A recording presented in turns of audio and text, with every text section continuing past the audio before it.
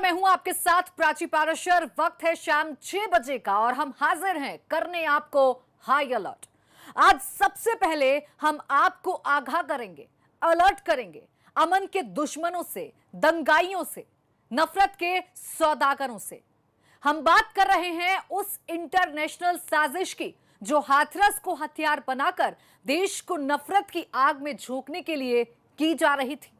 लेकिन हर बार की तरह इस बार भी नफरत के सौदागरों के मंसूबों पर पानी फिर गया। फेल हो गया अमन के दुश्मनों का प्लान दंगा।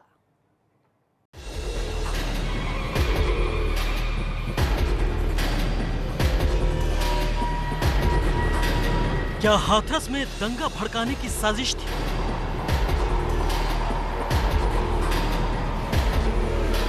क्या हाथरस को दंगों की लैब बनाने का प्लान था?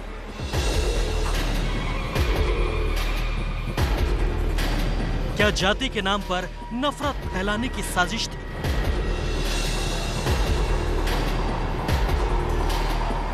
क्या मोदी योगी को बदनाम करने की साजिश थी?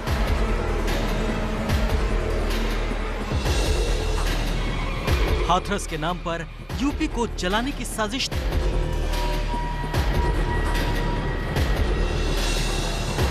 क्या नफरत फैलाने के लिए की गई इंटरनेशनल साजिश?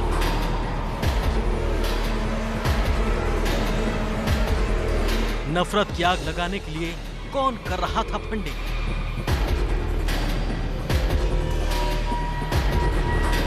क्या हाथरस में इंसाफ की लड़ाई के बहाने दंगा भड़काने की साजिश थी?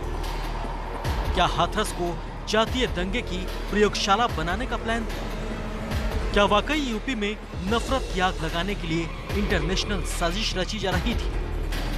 क्योंकि हाथरस पर यूपी सरकार ने किया है अब तक का सबसे बड़ा दावा।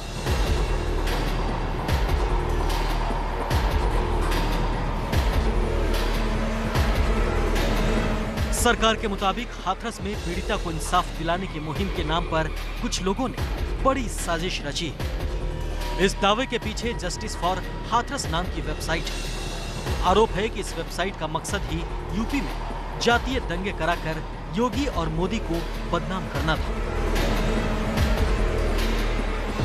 हाथरस कांड के पीछे मौजूद इंटरनेशनल कनेक्शन ने सबको सन्न कर दिया है। वजह है दुनिया में मौजूद यूपी का वो दुश्मन जो भारत के खिलाफ षड्यंत्र रच रहा है, जिसका मकसद है यूपी को नफरत की आग में जलाना, सांप्रदायिक शक्तियों के जरिए उपद्रव करवाना। हाथरस मामले की जांच में जुटी सुरक्षा एजेंसियों के हाथ अब अहम सुराग लगे हैं। साफ तौर पर सुरक्षा एजेंसियों को जो सुराग मिले हैं उसके तहत ये बिल्कुल क्लियर है कि इस घटना को लेकर उत्तर प्रदेश में जाति हिंसा फैलाने की तैयारी थी और इसके लिए बाकायदा एक वेबसाइट भी बनाई गई थी। वेबसाइट को नाम दिया गया था जस्टिस फॉर हाथरस विक्टिम। ये एक फेक वेबसाइट बनाई गई जिसके जरिए हजारों लोगों को फेक आईडी के सहारे उसमें जोड़ा गया। इस वेबसाइट में इस बात का भी जिक्र था कि कैसे मास्क लगाकर प्रशासनिक अधिकारियों पर अगर कुछ करना है, हमला करना है, तो उसका भी इसमें बखान है। दावा किया जा रहा है कि इस पूरी साजिश के पीछे पीएफआई और एसडीपीआई जैसे संगठनों का हाथ है और जैसे ही जांच एजेंसियां इस वेबसाइट तक पहुंची तो रातों रात वेबसाइट बंद हो गई। यूपी सरकार का दावा है कि नागरिकता संशोधन एक्ट के विरोध में जिस प्रकार से प्रदेश में जगह जगह हिंसा की गई थी, उसकी तरह ही हाथरस के मसले के बाद प्रदेश में ऐसी परिस्थिति पैदा करने की साजिश रची गई है। इसके लिए बाकायदा डिजिटल प्लेटफॉर्म, सोशल मीडिया आदि का सहारा लिया जा रहा है। अभी जो चीजें आ रही हैं, जैसा मैंने आपको बताया कि एक षड्यंत्र की इसमें साजिश है और जिसके बारे में विवेचना शुरू हो गई है और कुछ गिरफ्तारियां भी आगे इस संबंध में की जाएगी। बताया कि ये सब विवेचना का प्रश्न है। जब जैसे जैसे चीजें इसमें परत दर परत खुलती जाएंगी आप सभी को अवगत कराया जाएगा। हम जो भी साक्ष्य मिल रहे हैं उस पर कार्रवाई कर रहे हैं। मैंने अपने प्रेस कॉन्फ्रेंस में काफी चीजें आपको बता दी हैं और इसके संबंध में यह प्रेस रिलीज जारी आपको हम कर देंगे। यूपी सरकार के दावे के पीछे मौजूद हैं ये स्क्रीनशॉट, जिनका खुलासा जांच एजेंसियों ने किया है। इन सबूतों के जरिए सरकार का दावा है कि हाथरस की वारदात के बाद साजिश के तहत ये जस्टिस फॉर हाथरस वेबसाइट बनाएगी और न्याय के नाम पर दंगों की साजिश रचेगी।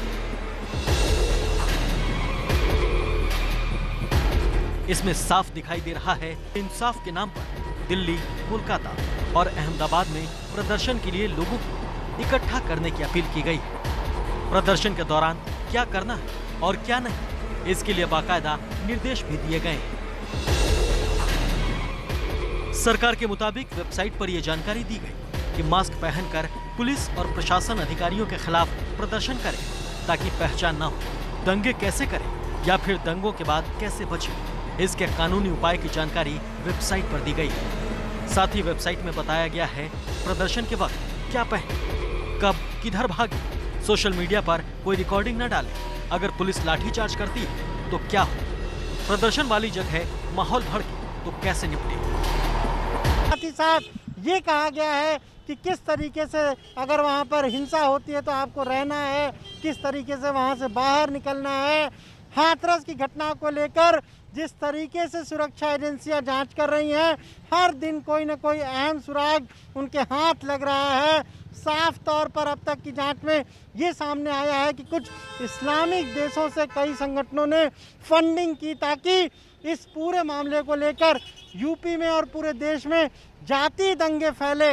इसके पीछे अब ये तर्क सरकार और सरकार के मंत्री दे रहे हैं कि जैसे सीए एनआरसी का विरोध हुआ और सरकार ने कड़ी कार्रवाई की, वही लोग इसके पीछे भी हैं। सरकार का दावा है कि इस तरह की वेबसाइट का मकसद सीएम, पीएम और सरकार की छवि को खराब करना है। यही वजह है कि वेबसाइट पर फर्जी आईडी के जरिए लोगों को जोड़ा गया है।